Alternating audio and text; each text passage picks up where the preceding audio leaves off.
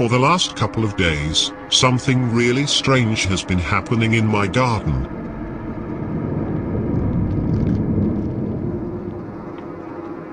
This has suddenly appeared in the middle of my lawn.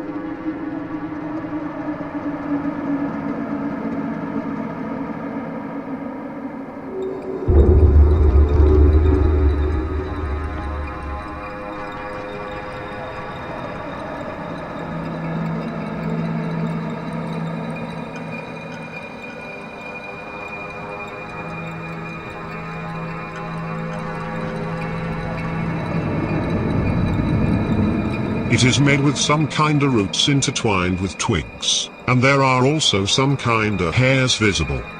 Do you know what it is? Is it a nest? And if so, from which animal?